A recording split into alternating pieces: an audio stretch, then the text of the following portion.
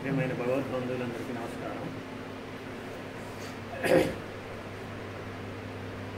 జరాదర్శిత పందానం ప్రచండం వ్యాధి సైనికం మృత్యుశ్రద్ధి రదుష్టి తాతారం కింద పశ్యతి అని చెప్తున్నారు అన్నమాట శాస్త్రం. అంటే జరాదర్శిత పందానం అంటే ఓల్డేజ్ అనేది మన మీద పడుతుంది. జరా అంటే ముసలితనం. జరాదర్శిత పందానం ప్రచండం వ్యాధి సైనికం, వ్యాధులనే సైనికులు మనని తరుముతూ ఉన్నాయన్నమాట. ఎక్కడికి? గ్రేవ్ యార్డ్ అంటే శ్మశాన వాటికి తరుగుతున్నాయి. జరాదర్శిత పందానం, మృత్యు అనేది మన మీదకి వస్తుంది. ప్రచండం వ్యాధి సైనికం, వ్యాధులనే సైనికులు మనని తరుముతున్నాయి. ఎడుదిక్కు ఆ యొక్క శ్మశాన వాటికి వెళ్ళి మనని తరుముతున్నాయి. జరాదర్శిత పందానం ప్రచండం వ్యాధి సైనికం మృత్యుశత్రుదిష్టోసి, మృత్యు అనేది ఎదురు చూస్తుంది మన కోసం. త్రాతారం కిన్న పశ్యతి అంటే ఇంకా మీరు తాత్సర్యం ఎందుకు చేస్తున్నారు, మీరు వచ్చిన పని మీరు ఎందుకు ముగించుకోవట్లేదు, వచ్చిన పని అంటే ఏంటి, నేను ఎక్కడి నుంచి వచ్చాను, నేను ఎక్కడికి వెళ్ళాలి అనేటువంటిది తెలుసుకోవడమే మానవ జన్మ యొక్క కర్తవ్యము. అంతేగాని ఏదో పుట్టలోనే చదువులు పుట్టదా గిట్టదా విశ్వదా విరామ అన్నట్టు ఏదో చదపురుగులాగా పుట్టాము, ఏదో చచ్చిపోయాము అని అంటే మానవ జీవితానికి ఇంకా దానికి మనకి పశువులకి ఇంకా తేడా ఏం లేదనమాట. మనకు అదే చెప్తాడనమాట. ఆహార నిద్ర భయమైదునానం పశుభిన్నరాణం ఆహార నిద్ర భయమైదునానం సామాన్యమేత పశుభిన్నరాణం జ్ఞానం నరాణం అధికో విశేషో జ్ఞానహీన పశుభి సమాన అంటాడు అనమాట. అంటే ఆహారం మనము తీసుకుంటాయి, పశువులు తీసుకుంటాయి, మనము నిద్రపోతాము, వాడికి అయ్యే నిద్రపోతాయి, మనము తర్వాత ప్రతికూల పరిస్థితుల్లో భయపడతాము, అవి భయపడతాయి.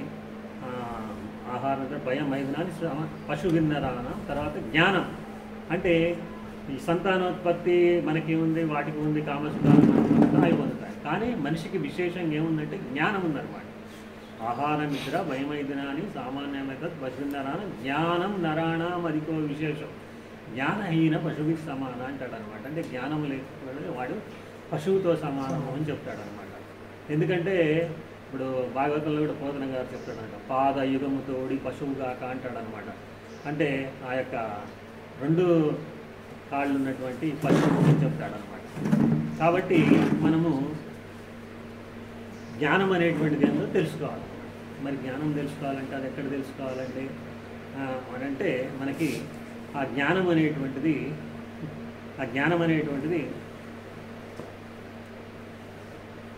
నహి జ్ఞానేన సదృశం పవిత్రమయోధ్య తత్స్వయం యోగ సంసిద్ధి కాలేనాత్మని ఉన్నతి అంటాడు అనమాట. అంటే జ్ఞానముతో సమానమైనటువంటి వస్తువు ఏది ఇంకోటి లేదు. నహి జ్ఞానే తత్స్వయం యోగ సంసిద్ధ, అది యోగము ద్వారానే మనకి లభిస్తుంది. కాలేనాత్మని ఉన్నతి, కాలక్రమంలో మనకు వస్తుంది. అంతేగాని మనం ఏదో ఇవాళ ఒక 40 రోజులు వస్తేనో లేకపోతే ఒక సంవత్సరం వస్తేనో వస్తుందా అంటే అట్లా కాదనమాట. మనకి పతంజలి కూడా ఏం చెప్తారంటే సతు దీర్ఘకాల నైరంతర్య సత్కార సేవితో దృఢభూమి అంటారు. అంటే అది దీర్ఘకాలము నిరంతరము చేయాల్సిందే అనమాట. అది 12 సంవత్సరాలు కావచ్చు, లేకపోతే 10 సంవత్సరాలు కావచ్చు, 15 సంవత్సరాలు కావచ్చు, 20 సంవత్సరాలు.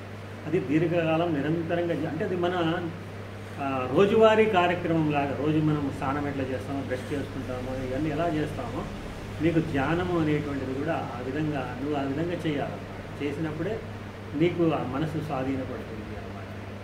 అయితే మరి ఏం చేయాలి ఏంటంటే మనకి అదే 4వ అధ్యాయంలో చెప్తారు. తద్విద్ది ప్రణిపాతేన పరిప్రశ్నేన సేవయ ఉపదేక్షంతితే జ్ఞానం జ్ఞానిన తత్వదర్శిన అంటాడనమాట. అంటే ఎవరైతే ఆ గురువుని అప్రోచ్ అయ్యి తద్విద్ది ప్రణిపాతేన పరిప్రశ్నేన సేవయ అంటే ఆయనకి సేవ చేసి, ప్రణిపాతం అంటే సరెండర్ అయ్యి, అంటే గోడౌన్ అనమాట. ఆయనకి ఆ యొక్క దాన్ని ఏమంటారు,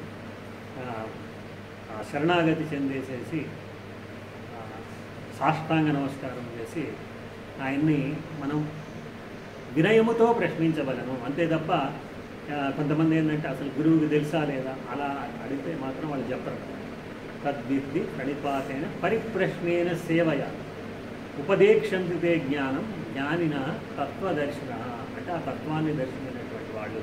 తత్వం అంటే ఆత్మని, ఆ బ్రహ్మని దర్శించిన, భగవంతుని దర్శించిన వాళ్ళు ఆ జ్ఞానాన్ని మనకి ఉపదేశిస్తారు అని చెప్తున్నారు. తద్విద్ది ప్రణిపాతేన పరిప్రశ్నేన సేవయ ఉపదేక్షంతితే జ్ఞానం జ్ఞానిన తత్వదర్శనం అని చెప్తారు.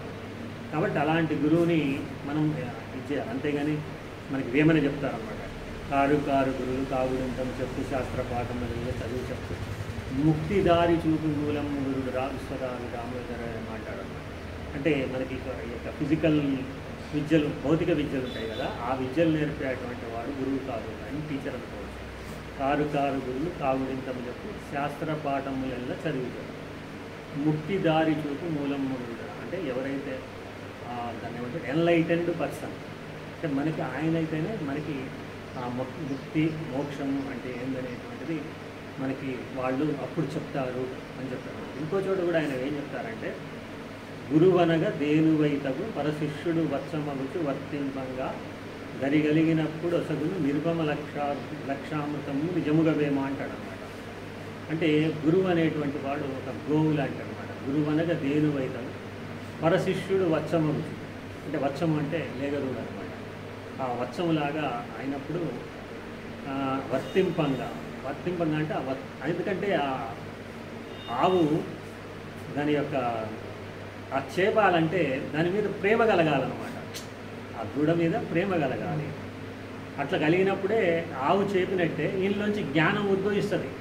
అప్పటికప్పుడు అట్లా ఉద్భవించి ఈయనకి చెప్పాలి మనం ఈ జ్ఞానాన్ని, దీన్ని ఇక్కడితో మనకి తైత్తరీయోపనిషత్తులో కూడా చెప్తాడనమాట. ఇది పరంపరగా రావాల్సిందే అనమాట.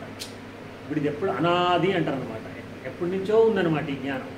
మరి ఇది ఎలా ఇప్పటిదాకా మనకి భూలోకంలో ఇప్పటిదాకా ఎలా ఉందనంటే గురు శిష్య పరంపర ద్వారానే వచ్చిందనమాట. ఆ గురువు ఆ శిష్యుడు చెప్తాడు, మళ్ళీ శిష్యుడు మళ్ళీ ఆయన శిష్యుడు చెప్తాడు, ఆయన శిష్యుడు ఇంకో శిష్యుడు చెప్తాడు. ఈ విధంగా ఈ గురు పరంపరగా వస్తూ ఉంటుందన్నమాట. అందువల్ల మనం ఆ గురువుకి అనుకూలంగా మనము ప్రవర్తించినప్పుడు, ఆ గురువు ఆయనకి మన మీద వాత్సల్యం కలిగినప్పుడు ఆయన నిరుపమ లక్ష్యము నిజముగా ఏమంటే ఆ యొక్క లక్ష్యం ఏంటి, దాన్ని ఎలా తెలుసుకోవాలి, దాని మీద మనం ఏ విధంగా మన మనస్సుని కేంద్రీకరించాలి. తర్వాత ఆ కేంద్రీకరించిన తర్వాత అది ఆయనే చెప్తారన్నమాట ఇంకో చోట, అది గురువు లేకపోతే ఆ గుర్తు తెలియదు, వాడికైనా వాడి అబ్బకైనా అంటాడు అనమాట. అంటే ఆ గురువు చెప్పకపోతే మనకి ఇది దీన్ని ఆత్మ అంటారు, ఇది బ్రహ్మము అంటారు అనేటువంటిది తెలియదు అని చెప్తారు. ఆ విధంగా మనము గురువుని, సరి అయినటువంటి గురువుని మనము అప్రోచ్ అయ్యి ఆయన దగ్గర మనం ఆ జ్ఞానాన్ని మనము స్వీకరించినట్లయితే, ఆ ఉపదేశాన్ని పొందినట్లయితే అప్పుడు మనకి సరి అయినటువంటి రూట్ కలుగుతుంది. అప్పుడే మనము ఆ యొక్క భగవతత్వాన్ని, ఆత్మతత్వాన్ని పొందగలము అని చెప్తున్నారు అన్నమాట. అందుకే మరి ఇంకోటి ఏంటో కూడా మనం చూసినట్లయితే ఇక్కడ మనకి 11వ అధ్యాయంలో కూడా చెప్తాడు అన్నమాట. ఏమని చెప్తాడంటే, మనకి ఈ యొక్క దివ్యం దదామితే చక్షురు అంటాడు అనమాట. అంటే నేను నీకు దివ్య చక్షుని, డివైన్ అయ్యి అంటాడు అనమాట. దివ్య చక్షుని నేను నీకు ప్రసాదిస్తున్నాను, ఇప్పుడు నువ్వు చూడు అంటారు అనమాట. అంటే ఆయన అడుగుతాడు అనమాట. ఇవన్నీ చెప్పిన తర్వాత నేను ఈ యొక్క విశ్వరూపాన్ని నేను చూడటానికి నేను అర్హుణ్ణి అనుకుంటే నాకు నీ యొక్క విశ్వరూపాన్ని చూపెట్టమని అడుగుతాడనమాట. అప్పుడు ఆయన దివ్యం దదామితే చక్షు పశ్చిమే యోగమవసరం అంటాడు. నేను నీకు ఒక దివ్య చక్షుని ప్రసాదిస్తున్నాను, ఆ చక్షుతో ఇప్పుడు నువ్వు చూడు అని చెప్తారనమాట. అప్పుడు ఆయన మొత్తం కూడా చూస్తాడనమాట. అప్పుడు ఆయన అంటాడనమాట, ద్యావా పృథివ్యో మిదమంతరం ఈ వ్యాప్తం త్వయైకేన దిశశ్చ సర్వ అంటాడు. అంటే ఈ భూమి ఆకాశాల మధ్యలో అంతటా కూడా నిన్నే చూస్తున్నాను అంటాడు. ద్యావా పృథివీ, అంతేగాని విశ్వరూపం అంటే ఏదో మన విశ్వరూప టాకీస్లో గోడ మీద బొమ్మ ఉంటుంది, ఈ తలకాయలు పెట్టేసి ఆ విధంగా ఉంటుందని కాదు. ఇక్కడ ఉన్నటువంటి ఈ భూమి మీద ఉన్నటువంటి అన్ని తలకాయలు కూడా ఆయనే అన్నట్టు. మనకి 13వ అధ్యాయంలో కూడా ఆయన అదే చెప్పడం. సర్వతః పాణిపాదం తత్సర్వతోకి శిరోముఖం సర్వత శృతిమల్లోకే సర్వం ఆవృత్య తిష్టతి అంటాడు అనమాట. అంటే ఎంతటా కూడా అన్ని పాణిపాదం అంటే చేతులు కాళ్ళు అన్నీ కూడా నాయే అనమాట. సర్వతః తత్ సర్వతోకి శిరోముఖం, ఈ అన్ని శిరస్సులు ఈ ముఖాలు అన్నీ కూడా నాయే అని చెప్తాడు అనమాట. సర్వతః పాణిపాదం తత్ సర్వతోకి శిరోముఖం సర్వత శృతిమల్లోకే సర్వం ఆవృత్య తిష్టతి, అంటే ఎంతటా కూడా నేనే ఆవరించి ఉన్నాను. తిష్టతి అంటే ఉన్నాను అని చెప్తారు. కాబట్టి మనము ముందు ఆత్మదర్శనం చేస్తారు. ఆత్మదర్శనం అంటే ఏంటి? ఈ 6 అడుగుల శరీరంలో ఈ యొక్క భగవంతుడు ఎక్కడ ఉన్నాడు అనేటువంటిది మనకి అర్థమైతే అంతటా ఉన్నటువంటి అనంత విశ్వంలో ఉన్నటువంటి భగవతత్వాన్ని మనకి ఎలా దర్శించాలి అనేటువంటిది మనకి అవగాహన వస్తుంది. ఎందుకంటే మరి సర్వం బ్రహ్మమయం జగత్, సర్వం విష్ణుమయం జగత్ అని చెప్తుంది. తర్వాత అదొకటిను ఇందాక మనం చెప్పాం మనకి నహి జ్ఞానైన సంతృషం. ఆ జ్ఞానం అనేటువంటిది మనకి ఎప్పుడైతే వస్తుందో అప్పుడు మనకి ఎక్కడ చూసినా అదే కనపడదు. ఎత్ర ఎత్ర మనోయాతి బ్రహ్మణ తత్ర దర్శనాత్ అంటాడు. అంటే మన మనసు ఎక్కడెక్కడికి పోతే అక్కడెక్కడ ఆ భగవంతుడే కనపడతాడు అనమాట. దృష్టిం జ్ఞానమయం కృత్వ పశ్చేత్ బ్రహ్మమయం జగత్ అంటాడు. నీ దృష్టిని నువ్వు జ్ఞానమయం చేసుకుంటే నీకు మొత్తం కూడా భగవన్మయంగానే కనపడుతుంది. నీకు ఇప్పుడు ఏంది పిల్లి కుక్క నక్క ఏదో పంది ఈ విధంగా కనపడుతుంది నీకు. అంటే నువ్వు ఉపాధుల్ని చూస్తున్నావు కానీ దానికి ఆధారంగా ఉన్నటువంటి చైతన్యాన్ని నువ్వు గుర్తించట్లేదు. ఎప్పుడైతే నీ దృష్టి ఇప్పుడు ఏదో తిరణాలు ఉంటారు కదా, తిరణాల్లో ఏముంటాయి ఎర్ర కళ్ళద్దాలు, పసుపు పచ్చయి, ఆకుపచ్చయి అట్లుంటాయి. అంటే నువ్వు ఏ ఏ కళ్ళద్దాలు నువ్వు పెట్టుకుంటే నీకు అట్లనే కనపడుతుంది మొత్తం. అట్లనే నువ్వు ఇప్పుడు ఏం చేయాలి, జ్ఞానం అనే కళ్ళద్దాలను పెట్టుకోవాలి. దృష్టి జ్ఞానమయం కృత్వ పశ్యేతు బ్రహ్మమయం జగత్ అంటాడు అనమాట. అప్పుడు ఆ జగత్ అంతా కూడా అంటే ఈ ప్రపంచం అంతా కూడా భగవన్మయంగా చిన్మయంగా ఆ యొక్క ఆ విధంగా అప్పుడు అట్లా చూడటమే విశ్వరూప దర్శనం. అంటే విశ్వరూపాన్ని సందర్శించడం అంటే అట్లా చూడటం అంతే తప్ప ఏదో ఆయనకి అన్ని తలకాయలు పెట్టి అక్కడ క్యాలెండర్లో ఉన్నట్టు అట్లా ఉండదన్నమాట విశ్వరూప దర్శనం. తర్వాత భగవద్ దర్శనం అంటే కూడా అదే అనమాట. చాలామంది భగవద్ దర్శనం అంటే అని అనుకుంటారంటే ఈ భక్తుల సినిమాలు ఉంటాయి కదా, ఏదో భక్తులు లేకపోతే ఇవన్నీ ఉంటాయి కదా, ఏదో తపస్సు చేస్తే తపస్సుకు మెచ్చి భగవంతుడు ఏదో వచ్చి ప్రత్యక్షమయ్యి నీకు ఏదో ఇస్తాడు ఏదో అని అంటారు కదా. అది సినిమాలో అనేది ఏంటంటే అలా చూపించారు అంతే. ఇంకా అసలు భగవద్ దర్శనం అంటే ఏంటంటే ఆయన రమణ మహర్షి ఉపదేశారంగా చెప్తారు, ఆత్మ సంస్థితి ఆత్మదర్శనం అంటారు. అంటే నీ మనసు ఆత్మలో కూర్చోవటమే ఆత్మదర్శనం అనమాట. నీ మనసు పోయి అక్కడ నీ హృదయంలో రెండు ఉండవు అనమాట, ఒకటే సీట్ ఉంటుంది. ఆ సీట్లో నువ్వైనా ఎయిదర్ యూ ఆర్ హిమ్, నువ్వు ఉంటే నువ్వు ఉండాలి, లేకపోతే ఆయన ఉండాలి. నువ్వు ఉండి ఆయన దర్శించడం అనేటువంటిది ఏముండదు, నువ్వు లుప్తమైపోతావు. అందుకే రామకృష్ణ పరమహంస చెప్తారనమాట, ఉప్పుతో చేసినటువంటి బొమ్మట సముద్రంలోకి వెతకడానికి పోతుంది. సముద్రంలోకి వెతకడానికి పోతే ఏమవుతుంది, అందులో డిజాల్వ్ అయిపోతుంది, కరిగిపోయి సముద్రమే ఉంటుంది. అట్లనే ఎవరైతే భగవంతుడి అన్వేషణ చేయడానికి పోతుందో, ఏ మనసు అయితే అన్వేషిస్తుందో ఆ మనసు అందులో డిజాల్వ్ అయిపోతుంది అనమాట, కరిగిపోతుంది అనమాట. ఆ కరిగిపోయిన తర్వాత అప్పుడు ఈయనే ఉంటారనమాట, ఆయనే ఉంటాడు తప్ప నువ్వు ఉండవు అనమాట. ఈ ఉపాధి ఉంటుంది, ఉపాధి అంటే ఈ శరీరం బాడీ ఉంటుంది, కానీ అందులో నువ్వు ఉండవు అనమాట, భగవంతుడే ఉంటాడు అనమాట. అందుకే చంద్రశేఖర నడిచే దేవుడు అంటారు. ఎందుకంటారు అంటే ఇంకా ఆయన లేరు అందులో, ఆయనే భగవంతుడే ఉన్నారు. అమ్మవారే ఉంటారు అన్నమాట. కంచిలో ఉండే అమ్మ పేరు కామాక్షి అమ్మవారే ఉంటారు అన్నమాట. అట్లా అది మన జ్ఞానం యొక్క గమ్యము, జ్ఞానం యొక్క ధ్యేయము ఏందనంటే మనలో భగవంతుడిని దర్శించాలి. అంతటా ఉన్నటువంటి భగవంతుడిని దర్శించినప్పుడే మనకి సర్వ దుఃఖాల నుండి విముక్తి లభిస్తుంది. తర్వాత ధ్యానం చేయటం వల్ల ఉపయోగం ఏంటంటే మనకి ఇప్పుడు చాలామంది ఏమంటారంటే సరే ఈ భగవద్ దర్శనం ఇవంతా ఇది మెయిన్ అనమాట. వాళ్ళకి ఏంటంటే ఏంది బీపీ తగ్గుద్ది, షుగర్ తగ్గుద్ది, లేకపోతే గుండె దడ తగ్గుద్ది.